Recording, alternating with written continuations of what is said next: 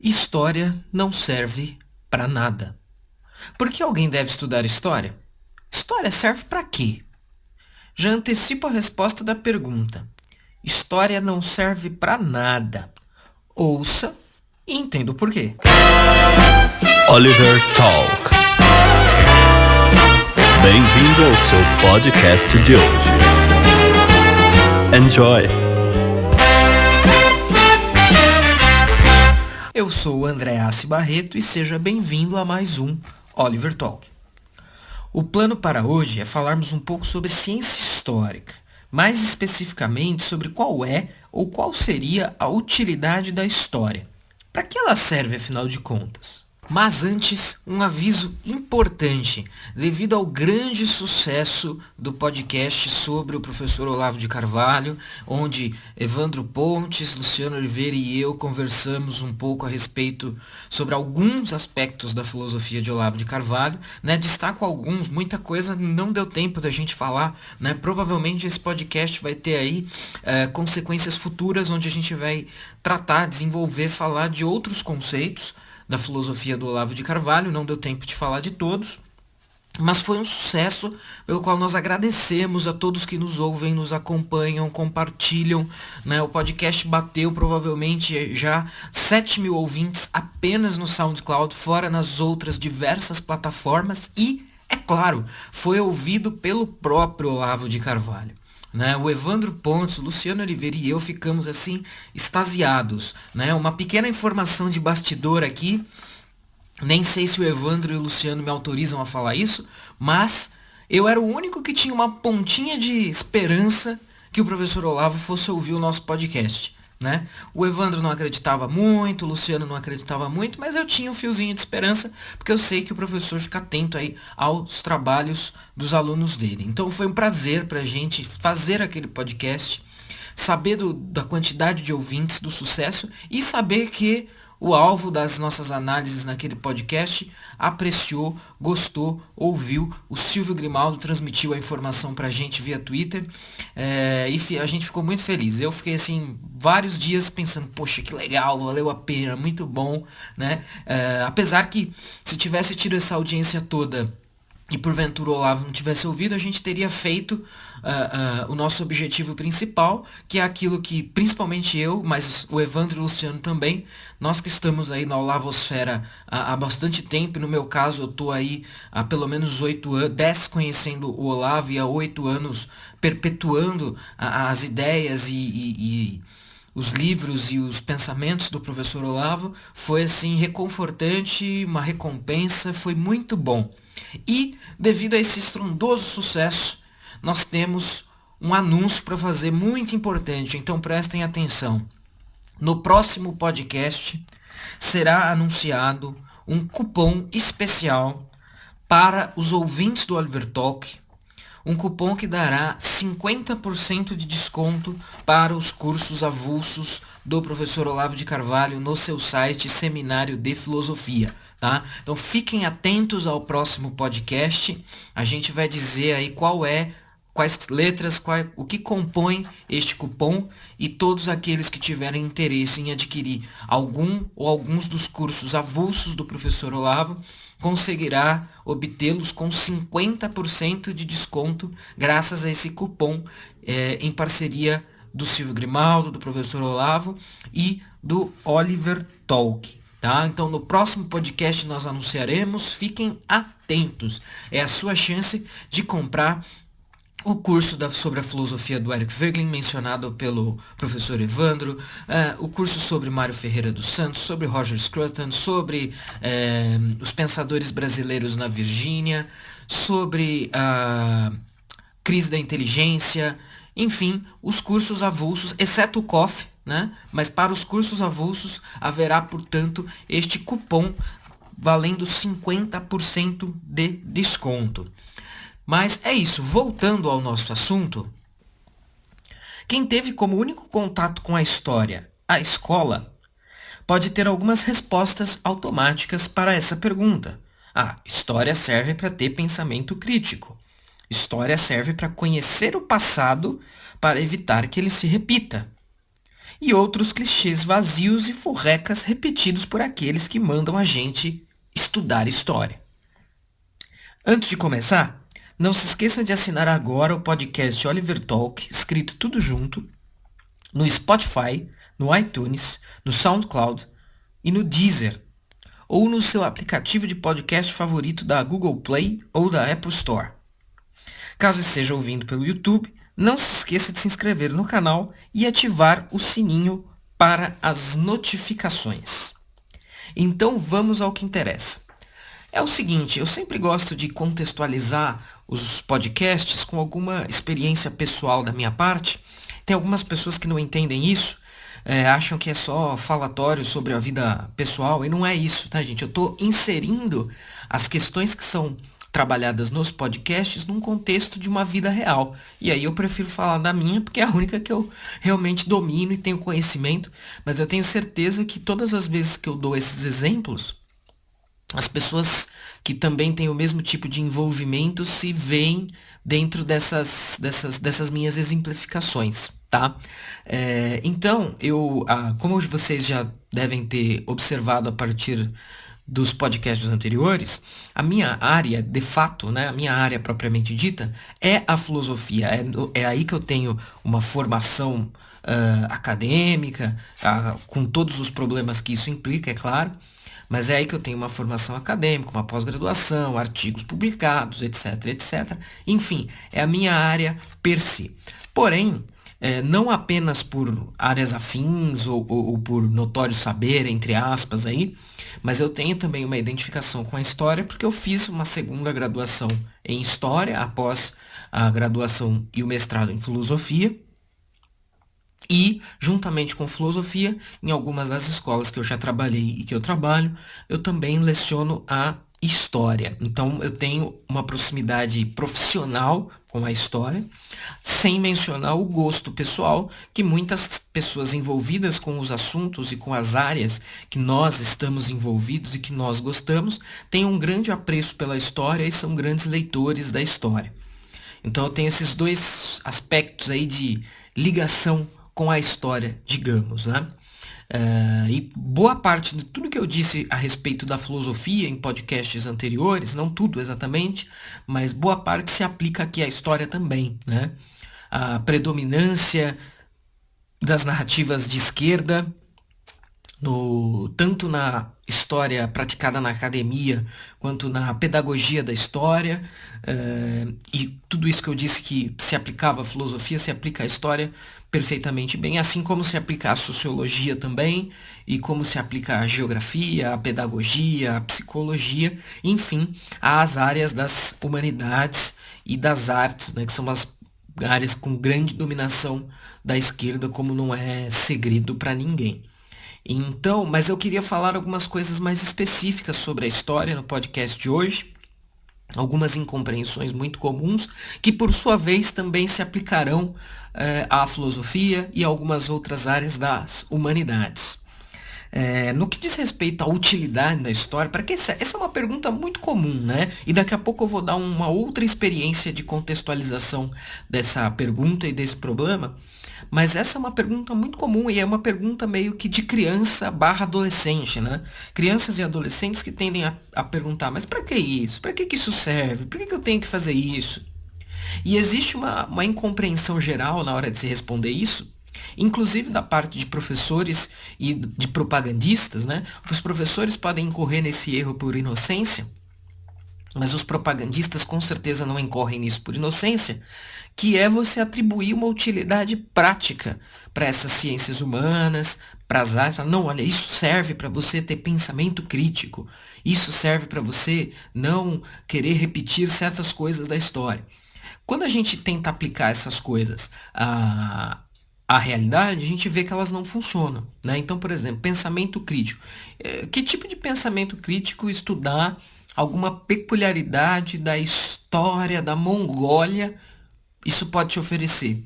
Nenhum, isso não vai te oferecer pensamento crítico nenhum. É que essas pessoas que falam em pensamento crítico, que pode ser oferecido pela história ou pela filosofia, elas estão falando na repetição dos clichês ideológicos dela, contra fascismo, contra a ditadura militar, contra essas coisas que eles enxergam além da onde elas realmente existiram, que eles enxergam embaixo da cama. Então é uma incompreensão, né? Boa parte do estudo, do aprendizado da ciência histórica não vai te servir exatamente para te dar pensamento crítico, análise crítica, né? E outra coisa, por que a história? Se você quer ter pensamento crítico, vá fazer um curso de lógica. Vai fazer um curso de interpretação de textos para você saber interpretar bem as coisas e descrever bem as coisas. Então, pensamento crítico e história tem uma relação tão... não tem uma relação imediata, tal como é vista e imaginada por quem está dizendo isso. Por quem está dizendo estude história para ter pensamento crítico. Ou clichês do tipo estudar o passado para não repetir o futuro. Existem diversas coisas da história, diversos elementos, diversos fatos, diversos acontecimentos históricos que não vão se repetir. Um ou outro pode se repetir eventualmente, e a história pode te ajudar a esclarecer e a conhecer e a avaliar se aquilo foi bom ou foi ruim, se pode e deve ser repetido ou não, etc. Mas esse não é o objetivo. Se fosse, isso daí determinaria e limitaria o estudo e o conhecimento da história a tópicos muito específicos e restritos. Então é o seguinte, para falar desse assunto, eu vou me servir aqui vastamente, não será uma leitura do artigo, tá? Mas será uma inspiração muito grande num artigo do professor historiador Ricardo da Costa, que se encontra prestando serviço ao governo do presidente Bolsonaro no MEC no momento. Ele publicou um artigo em 2008 na revista Sinais, da Universidade Federal do Espírito Santo, intitulado Para que serve história? Para nada, reticências, né? O Ricardo da Costa é um dos maiores historiadores do Brasil, um dos maiores medievalistas do Brasil, especialista em Idade Média. Esse artigo que me inspira a fazer esse podcast hoje, ele fará parte do seu novo livro, Visões da Idade Média, a ser publicado pela editora Armada, que eu faço parte, portanto tenho aí o orgulho de participar da edição de um livro do professor Ricardo da Costa, e a inclusão desse artigo, que é um artigo que eu acho sensacional, que eu li há bastante tempo atrás, que eu já utilizei nas minhas aulas de história com os meus alunos do ensino médio, e vocês podem encontrar esse artigo no site dele, mas poderão encontrar também com outros trabalhos acadêmicos do professor Ricardo da Costa, esse artigo no seu próximo livro, chamado Visões da Idade Média, pela editora Armada. O livro está no prelo, está praticamente indo para a impressão, está em pré-venda e logo estará à venda e à disposição de todos. Então, o Ricardo da Costa publicou esse artigo, em 2003, a partir também, vejam, como é importante essa coisa do elemento pessoal, né? Então, quando eu conto aqui algumas histórias, eu estou contextualizando os problemas, para mostrar que são problemas reais, e não que são problemas que eu inventei, que eu acordei pensando neles. O Ricardo da Costa, ele está dizendo no começo do seu artigo, que a inspiração para ele escrever um artigo a respeito da utilidade da história foi uma turma de primeiro-anistas do curso de História, que estavam se perguntando ali entre eles para que servia a história, qual era a utilidade da história. Ou seja, basicamente perguntando para que nós estamos aqui, né? Por que nós devemos estudar a história? Que serventia eu vou poder extrair disso?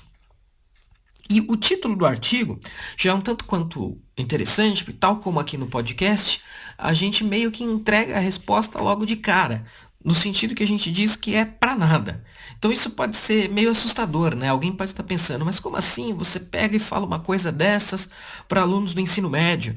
Ou alguém poderia ter dito ao Ricardo da Costa a mesma coisa. Como assim você fala que história não serve para nada para pessoas que estão se dispondo a estudar história em nível universitário? Então, é que não é esse o ponto, né? Aí a gente está exercendo o papel de não ser propagandista. Então, eu quero antecipar aqui, antes de aproveitar alguns tópicos e pontos do artigo, quando a gente diz que uma determinada coisa não serve para nada, a gente está falando de utilidade prática, que é uma coisa que eu já aludi nos podcasts sobre filosofia. Então a história não serve para nada no seguinte sentido: eu quero saber detalhadamente, com riqueza de estudos e fontes históricas, e beber nos originais e ler documentos em latim. Eu quero saber tudo isso para entender como foi a queda do Império Romano. Que utilidade prática isso pode me trazer? Isso não vai me ajudar a ler o letreiro do ônibus na rua, isso não vai me ajudar a calcular o troco na padaria, isso não vai me ajudar caso eu seja pedreiro, eletricista, enfim, qualquer profissão prática que eu tenho, não será útil para mim saber com detalhes, com riqueza e precisão acadêmica, quais foram os motivos da queda do Império Romano. Então, para que isso serve exatamente? Né? Então, isso não tem uma utilidade prática. Não existe utilidade prática para grande parte do que se faz nas ciências humanas e nas artes. Né? Para pegar um outro exemplo aqui, o Roger Scruton, naquele famoso documentário Por que a Beleza Importa, ele diz a mesma coisa a respeito da arte, a respeito da beleza. Para que a beleza importa? A gente pode levantar um prédio que seja feio e ele vai ser funcional, ou seja, a utilidade prática do prédio não está determinada pela sua beleza ou feiura. Um prédio bonito ou feio pode ser útil do ponto de vista prático de formas equivalentes. Né? Então, eu posso ser um excelente pedreiro, um excelente eletricista, um excelente motorista de ônibus. Eu posso ser excelente em qualquer função, em qualquer performance prática que eu tenha, sem ter nenhum conhecimento teórico a respeito dos detalhes sobre a queda do Império Romano. Então, a única resposta inicial que pode ser dada para uma pergunta como essa é exatamente essa.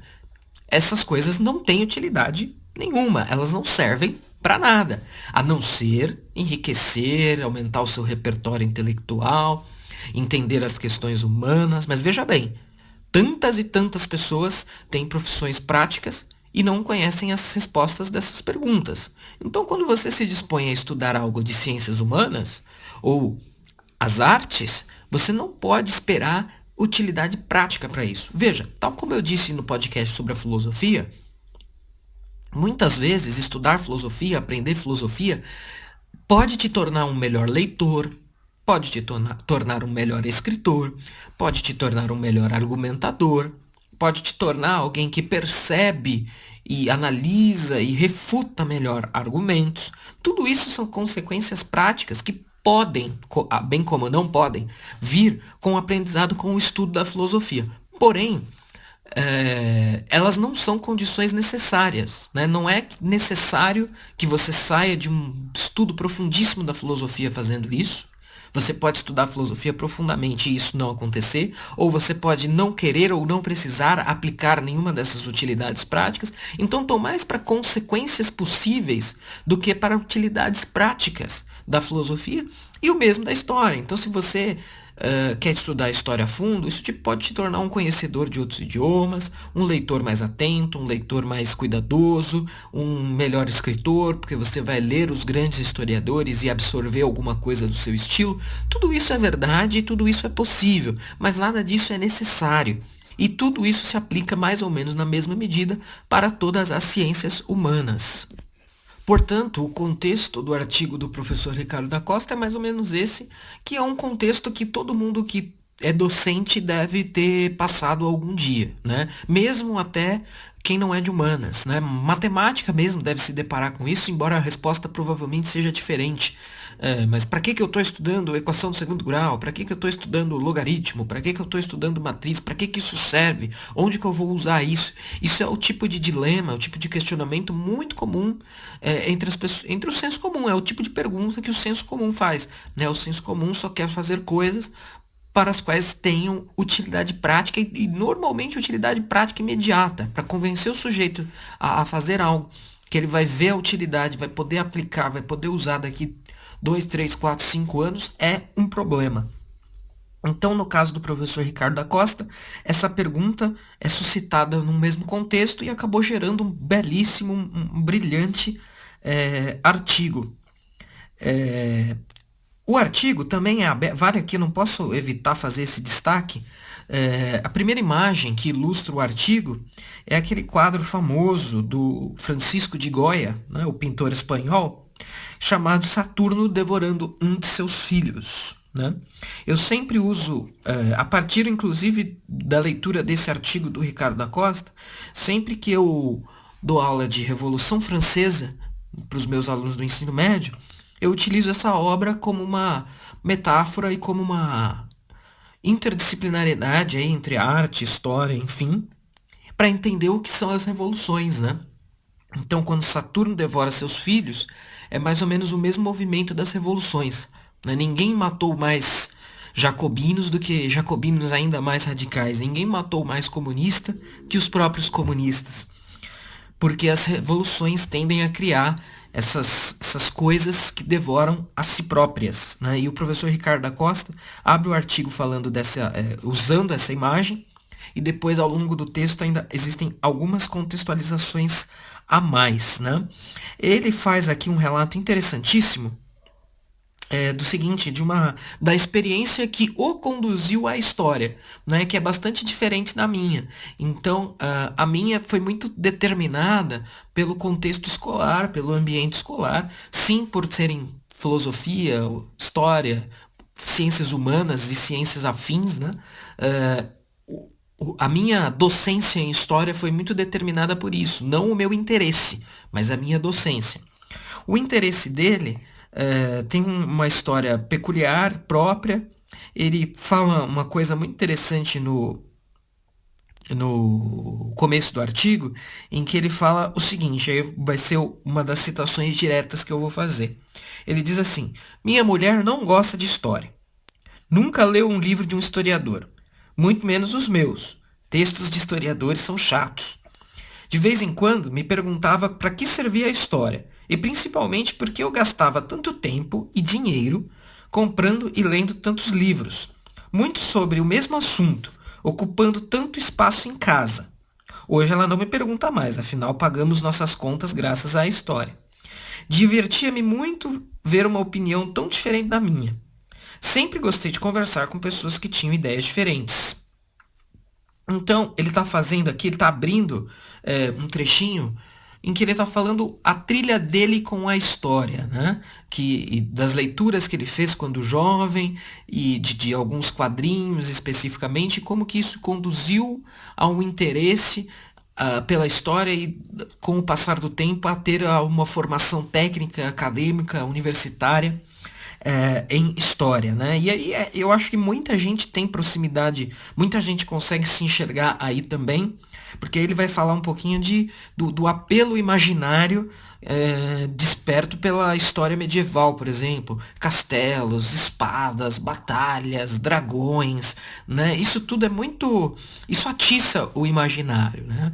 Muita gente gosta, mas para por aí, muita gente passa a querer investigar qual é o fundo de verdade que todas essas coisas têm. E vejam, isso não está limitado, eu acho que a história medieval é rica e grandiosa nisso, mas não está limitado à história medieval. Muita gente quer entender como que foi possível Roma se tornar um império tão grande, como é possível o legado cultural grego, o que os gregos tinham de especial. Cada um pode ser tocado por esse tipo de questão e pode ficar num nível intermediário, num nível básico, num nível intermediário, ou num nível que a ponto de se tornar um leitor assíduo, um grande leitor e um estudioso acadêmico, profundo e cuidadoso da história para de fato chegar às respostas mais seguras sobre essas questões. Então o Ricardo ele vai falando que a experiência dele com a história era mais ou menos essa, né? E que até mesmo para quem está em busca de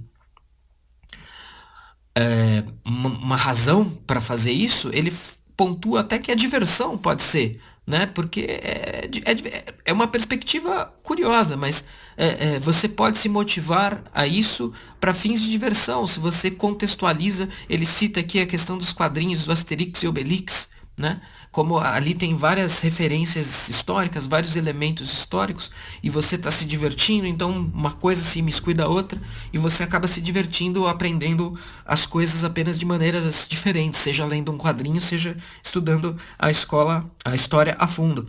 Aí, mais adiante no artigo, ele diz uma coisa que eu acho que é a experiência quase que universal de qualquer um que faz história, ou algum curso de ciências humanas. Ele diz o seguinte: quando ingressei na Universidade de Santa Úrsula em 1981, me disseram que estávamos estudando história para depois conscientizar as massas e fazer a Revolução Socialista. Então veja, a gente que fala tanto dessa coisa do ambiente universitário, acadêmico, etc., estar contaminado, estar impregnado, estar hegemonicamente presente com as ideias de esquerda, talvez para um cara de esquerda, a resposta para essa pergunta seja bem mais fácil de ser feita. Olha, não, eu estou estudando história porque eu preciso saber como a realidade se passou, como a história aconteceu, porque eu serei o baluarte aqui, o luminar das massas ignaras e vou guiá-los em direção à revolução. Então um negócio aí agiográfico, salvífico, religioso, né? Uma coisa meio que gnóstica também, porque aí o sujeito acha que ele vai interpretar a história de alguma maneira que nunca ninguém interpretou e vai conseguir convencer as massas a derramar sangue em nome da revolução.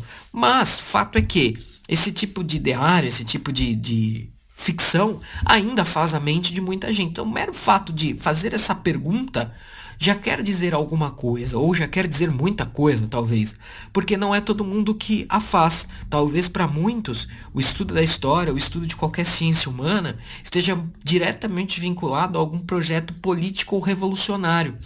Então, perguntar para que serve não faz sentido para essas pessoas. Isso serve para fomentar a revolução, para pavimentar o caminho em direção ao mundo perfeito, à sociedade perfeita, que vai ser trazida pela revolução socialista ou comunista. E é evidente que a experiência do Ricardo da Costa não foi diferente, né? Ele cita um caso aqui, ocorrido com ele, da experiência pessoal dele, que eu também acho muito interessante e que é provável que alguns tenham passado, que ele diz o seguinte: por exemplo, eu fui disciplinado a não ler de maneira nenhuma a obra Casagrande e Senzala, já que Gilberto Freire havia defendido a ditadura militar no Brasil e dizia no livro que não havia racismo no Brasil. Eu deveria ler Florestan Fernandes. O máximo que consegui foi ler seu livro A Função Social da Guerra na Sociedade Tupinambá. Claro que, como bom rebelde pós-aborrecente, a primeira coisa que fiz foi devorar secretamente Casagrande e Senzala. Eu simplesmente adorei o livro. E ainda hoje o considero um dos grandes livros sobre a formação do Brasil. Apesar de seu autor ter apoiado a ditadura, eu percebi que a propaganda contra o livro era mentirosa e que seu autor não disse que não havia racismo no Brasil. Assim fiquei vacinado contra essas centenas de leitores de orelha e de resenhas de livros e que nunca leram o livro até o fim. Isso em 1981. Hoje, os leitores de orelha cresceram assustadoramente e já entraram na universidade.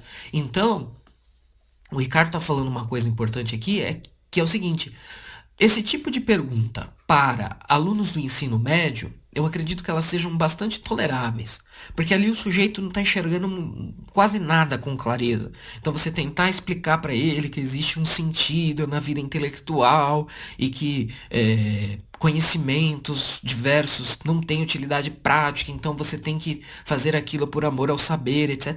É difícil. Agora, esse não é o tipo de pergunta, já não é tão normal assim, que pessoas universitárias estejam fazendo, né? Porque aquela pessoa já se dispôs a ir e a estar numa universidade para aprender história, filosofia, etc. Então, isso já não deveria mais ser tão obscuro. A resposta dessa pergunta não deveria ser tão obscura para ela, né? Para que serve a história? Mas a experiência do Ricardo da Costa é com a universidade, né? Então é diferente da minha. A minha ainda é com o ensino regular. Ele encontrou esse tipo de problema na universidade. O próximo tópico do artigo, ele levanta 7 objeções, 7 respostas que as pessoas costumam dar para esse tipo de pergunta. Então, ele coloca aqui, e eu vou citá-las para ilustrar o problema. Vejam, ele cita aqui uma pessoa que não convém aqui ao caso por questões de tempo dizer quem é. Eu vou citar a resposta apenas de pessoas diferentes a respeito da pergunta para que serve história, né? Qual a utilidade da história. Então, o sujeito X, a primeira pessoa, diz o seguinte: a história serve para justificar visões de mundo. Isso foi dito por um professor doutor universitário. Outra resposta: com a história, entende-se o passado, compreende-se o presente e faz-se projeções para o futuro. Essa é uma resposta de um outro professor universitário. Outra resposta: a história serve para se entender o presente. Todas as respostas são de professores universitários, na verdade, então eu nem vou acrescentar mais essa informação. Outra: a história é uma das formas de reflexão da vida social, pois nossa sociedade é autorreflexiva. Outra resposta: a história serve para se entender o desenvolvimento das sociedades e dos valores da humanidade. Com ela, o historiador constrói e divulga conceitos e ideologias com o intuito de promover uma melhora na vida das pessoas. Olha isso, hein, gente? Que maluquice. A história serve para que nos divirtamos lendo uma novela que aconteceu na realidade.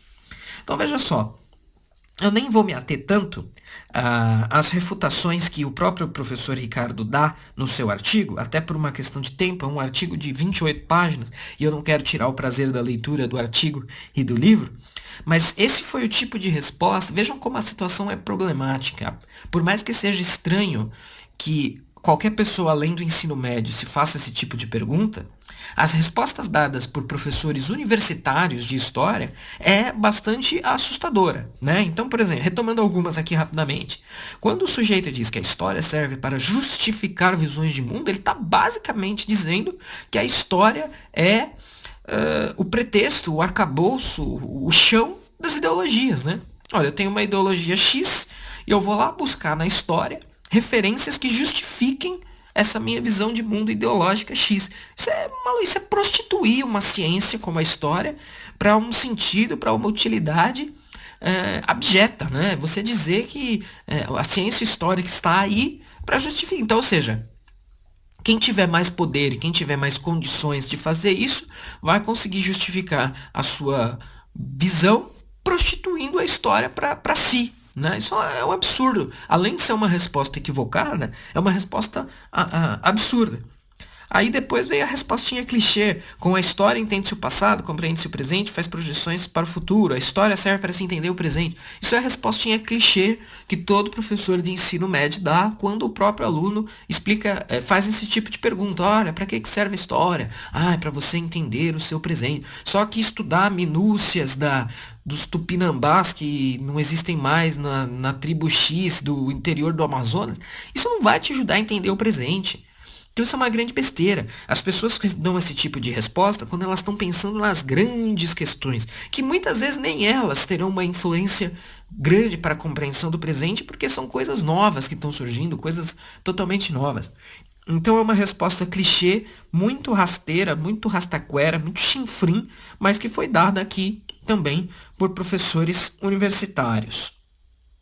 O outro diz que a história é uma forma de reflexão da vida social, o que eu não diria que está errado, mas é incompleto. E isso, na verdade, é mais uma descrição da história do que uma utilidade da história. Né? Isso não é uma utilidade para a história, isso é uma descrição do que a história é ou seria. Então, uma reflexão da vida social. Então é basicamente isso. Nem vou me ater mais a essas respostas, mas vejam então o que eu quero destacar. Como as respostas são assustadoras no sentido de não conseguir nem chegar perto do que realmente é o estudo das coisas clássicas, da história, da filosofia, etc, etc, que no limite não terão nenhum tipo de utilidade prática, né? Depois, no artigo, o professor Ricardo, ele vai fazer um levantamento muito interessante sobre como a concepção historiográfica marxista ela está presente na história e ela contamina o tipo de resposta que se dá para essa pergunta. Ele faz um apanhado geral bastante interessante do Marx. Vale a pena os interessados buscarem e lerem esse artigo e se debruçarem sobre esses detalhes. Mas para quem acredita na mitologia marxista, esse tipo de pergunta também terá um tipo de resposta muito clara, a qual a gente já aludiu, mas porque para o Marx a verdadeira ciência é a ciência histórica, e para o Marx a história é a história do conflito de classes. Tudo na história para o Marx é conflito de classe. Então, daí você já subentende praticamente na sua totalidade qual que é a utilidade do estudo da história. Então você estuda história simplesmente para conhecer a história da opressão, como se deram as opressões, como as estruturas opressivas foram criadas, e você então, a partir de então, se engaja na luta para acabar com isso, né? Evidentemente que qualquer pessoa sabe que isso é um engodo, né? O Eric Voegelin tem textos brilhantes onde ele explica por que essa visão da história como conflito de classe do Marx é uma coisa assim ridícula, né? É reducionista, você reduzir a história a conflito de classe como se tudo pudesse ser explicado por essa chave. E tudo isso fosse desvelado, né, fosse desmistificado pelo marxismo. O marxismo seria aquilo que corrói o véu ideológico que preserva as pessoas, que mantém as pessoas distantes do conhecimento desse fato de que a história é basicamente conflito de classes. Então, o professor Ricardo vai deslindando isso muito bem no seu artigo, de uma maneira muito interessante. Dessa parte aqui, acredito que vale a pena ler um trechinho. Vou ler esse daqui, que é um dos muito interessantes, né? Se o Marx se propunha, ainda não leio, mas se o Marx se propunha a fazer uma ciência, né? A criar uma ciência, bom, é consenso entre estudiosos da ciência que as ciências são capazes de fazer previsões, né? Boas teorias científicas são teorias científicas preditivas, né? Predizem coisas, preveem o que vai acontecer. E aí o professor Ricardo diz o seguinte aqui, agora eu cito: Marx errou em todas as suas previsões, simplesmente porque a história não é uma equação matemática. Os homens possuem um grau de imprevisibilidade tão grande que muitas vezes tomam decisões que contrariam a lógica. A história, ignorando Marx, seguiu a sua própria lógica misteriosa e o seu próprio caminho. Ademais, não se estuda história para se prever o futuro. O próprio leitmotiv do materialismo histórico é, portanto, anti-histórico por excelência, né? Então, vejam, se a história é conflito de classe, enquanto a Revolução Comunista não vem, se eu interpretar a história dessa maneira, eu posso usar isso como um fator preditivo, e aí eu posso dizer que conhecer a história serve, portanto, para prever os rumos de como as coisas se desenrolarão a partir do fato de eu saber que tudo é conflito de classe. Então você mais uma vez estaria prostituindo aí a história a um sentido que ela não tem na sua efetividade prática na realidade. Então o artigo segue e vamos lá. Eu quero partir já para a resposta do próprio Ricardo a esse artigo, e depois o artigo tem uma série de citações de historiadores famosos, né? Então Marc Bloch, Duby e uma série de outros, com o qual o professor Ricardo lida muito bem, porque sem dúvida nenhuma aqui nesse artigo ele nadou de braçada, né? Ele está lidando aí com algo que ele domina perfeitamente bem. Então ele cita o Bloch, cita o Georges Duby, cita Hugo de São Vitor, né, e vai aí pincelando o artigo com uma série de citações. Peter Burke também é citado. Ele pincela aí e premia, né, enfeita o artigo belamente com diversas citações de historiadores importantes, famosos e que respondem de certa maneira, não diretamente, né? Porque é uma pergunta muito simplória, mas que responderam indiretamente a essa pergunta. Então, vamos lá.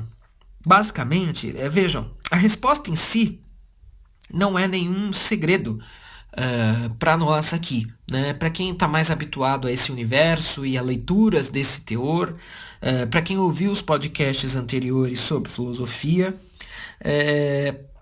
isso não tem um segredo muito grande para o que é a resposta do próprio Ricardo, inclusive. Eu vou ler o trecho exato em que isso é dito, para apenas fazer justiça aqui à citação do artigo que eu estou fazendo. Mas o professor Ricardo diz o seguinte: ele diz que o objetivo de você estudar história, saber história, é basicamente o prazer da descoberta, o prazer do saciamento da curiosidade e a simples, mera e pura fruição. O que prazer eu vou extrair, que agrado eu vou extrair de saber qual foram os motivos que levaram à queda do Império Romano. Eu não vou fazer isso porque eu vou me tornar um melhor motorista de ônibus, um melhor pedreiro, um melhor eletricista. Se é isso que você quer, você tem que buscar isso em outro lugar. Né? Você adquirir aí o que a gente poderia chamar aqui, reunindo tudo isso sob um grande guarda-chuva de erudição. O que a gente adquire para se tornar uma pessoa erudita, caso você queira se tornar uma pessoa erudita, não tem nenhum propósito prático. Né? Então você quer se tornar um grande conhecedor de artes, você quer se tornar um grande conhecedor de artes para ir a museus, estar diante de obras de arte e ficar lá apreciando. Isso é a própria definição do que é aí a fruição. O que você está fazendo ali? Qual o propósito daquilo? Para que aquilo serve? Você está ali, literal e exatamente, fruindo daquela obra de arte. Aquilo não tem utilidade prática alguma, aquilo não vai te tornar mais habilidoso nas suas atividades práticas diárias, cotidianas. Se é isso que você quer, então as artes e as humanidades não tem nada para te dar. E quem disser que tem, está mentindo. Da mesma maneira que ouvir uma música não tem utilidade prática, apreciar o pôr do sol na praia não tem utilidade prática. Então estudar história, estudar filosofia, estudar ciências humanas. Sociologia é um caso um pouco diferente, porque a sociologia ela tem uma parte prática que a compõe. Mas não vamos entrar aqui no mérito da sociologia. Falando pela história, pela filosofia, pelas artes e por algumas outras áreas, o que basicamente as pessoas devem esperar é isso, é a fruição, é o prazer em conhecer, o prazer em saciar a sua curiosidade e etc, etc. Então, para fazer uma citação aqui do artigo do professor Ricardo, ele diz o seguinte: concluo e acrescento. Embora o conhecimento histórico tenha em sua origem o prazer de descobrir, que é resultado da curiosidade, se ele não tiver como finalidade última que os homens se tornem pessoas melhores em si e em suas relações com os outros homens, não serve para outra coisa a não ser acirrar conflitos e aumentar a violência de uns contra outros. Sabiamente de São Paulo em sua carta aos Coríntios: ainda que eu falasse as línguas, a dos homens e as dos anjos, se eu não tivesse a caridade, seria como um bronze que soa ou como um símbolo que tine. Então ele está falando basicamente, é isso, né? No longo prazo, após você adquirir toda essa erudição, espera-se que isso sirva para você ser uma pessoa melhor, né? No trato com os outros, na sua vida diária. Mas veja, mesmo isso, se você quer ser assim e você fala, olha, vou adquirir erudição em humanidades. Bom, é um processo muito longo, né? Você precisa começar a tratar os outros bens para ontem. Mas é claro que, após adquirir tantos conhecimentos e toda essa erudição, todo esse conhecimento de humanidades, gente, humanidade, ser humano, relações humanas, é óbvio que se espera, que se imagina e que se deve se tornar alguém melhor, uma pessoa melhor, né? Seguindo aqui rapidamente no artigo do Ricardo, ele diz o seguinte: se a história é apenas vista como instrumento político, que é basicamente o que dizem todas as pessoas que respondem essa pergunta, elas dão uma resposta que coloca a história como uma meretriz da política, como pensam vários colegas citados acima, ela não pode servir para nada de bom. Trata-se, na prática, de escolher entre duas revoluções, a externa e a interna, entre querer transformar o mundo contra alguma classe de opressores ou querer transformá-lo pela via do amor, que é algo bem mais difícil. Então, gente, é basicamente isso. E eu acredito que com essa tríade de podcasts feitos aqui sobre filosofia, 2 já fizemos, e este sobre história, fica claro, pelo menos esse é o meu ponto de vista, mas eu não digo isso num sentido relativista de que, olha, esse é meu ponto de vista e acabou. Mas esse é o ponto de vista que eu acredito que seja correto e verdadeiro de se ter essa atitude que se deve tomar perante as ciências humanas. Você deve adquirir esses conhecimentos sem ter a expectativa de adquirir alguma função prática a partir deles, fruir deles, obter o prazer intelectual e estético, no caso das artes, a partir deles, então apenas isso. Vejam, uma coisa que eu sempre digo, inclusive para os meus alunos, se nada disso te comove, se nada disso te convém, ou melhor, se você entende e fala, pô, legal, interessante, mas isso não é para mim, eu não tenho interesse por isso, isso não me serve, beleza, eu respeito isso. Meu negócio, eu quero ser um engenheiro. É que um engenheiro ainda é uma formação superior, que eu acredito que deve e tem de ter uma formação humanística. Mas eu vou pegar esse exemplo aqui que não é perfeito. Eu quero ser um engenheiro, eu quero erguer prédios, eu quero ganhar dinheiro e quero usar o meu dinheiro para viagens e para vinhos e para outros prazeres, que não sejam a fruição intelectual e estética. Ótimo, eu respeito isso. Se você está ciente, se você está fazendo isso com consciência, olha, estou plenamente ciente de que isso que eu estou fazendo é isso, mas que existe esse outro universo, esta outra seara, este outro aspecto da realidade, da intelectualidade e da compreensão humana que não funciona assim. Ótimo, eu te respeito, aperto sua mão, parabéns, beleza. O problema são os desinformantes, né? O problema são os caras que provavelmente sabem disso, mas contam outra coisa para poder se servir de ciências, de grandes ciências humanas, né? E aí a expressão é perfeita, se servir de grandes ciências humanas e usá-las como pretexto para sua política, para sua ideologia, como justificativa, como palanque para visões de mundo ideológicas e políticas. Isso é grave, isso é triste, isso é lamentável, e eu acho que com essa série de podcasts fica estabelecido aí que isso é uma compreensão equivocada da filosofia, da história, da qual a gente deve fugir. É o seguinte, meus amigos, esse foi mais um Oliver Talk, direto aqui da zona leste da cidade de São Paulo. Eu sou historiador e filósofo da Zona Leste. Brincadeira, eu não sou historiador, nem filósofo, né? Eu sou um interessadíssimo e estudioso da história e alguém que trabalha profissionalmente com filosofia, mas não sou nem historiador nem filósofo. Por isso que até eu escolhi me escorar nesse brilhante artigo do Ricardo para fazer esse podcast e temperar aí com algumas observações pessoais. Mas eu posso apenas dizer a vocês agora para acompanharem o Oliver Talk nas redes sociais. Estamos no Facebook e Instagram, sempre buscando por Oliver Talk, tudo junto. No Facebook é Oliver Talk com Y, no Oli.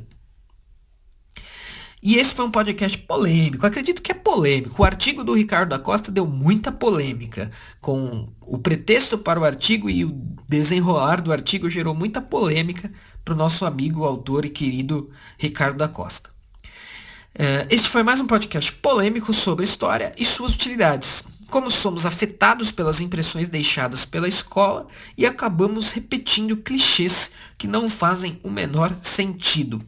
E não se esqueça de ficar especialmente atento ao próximo podcast, ao próximo Oliver Talk, onde, conforme eu disse no início, anunciaremos um cupom de desconto para os cursos avulsos do professor Olavo de Carvalho no site Seminário de Filosofia.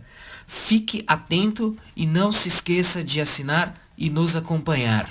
Não deixem de me acompanhar nas redes sociais. Basta procurar por Andreas Barreto no Facebook e no Twitter. Muito obrigado e até a próxima. Oliver Talk. Este é o fim do seu podcast. Muito obrigado.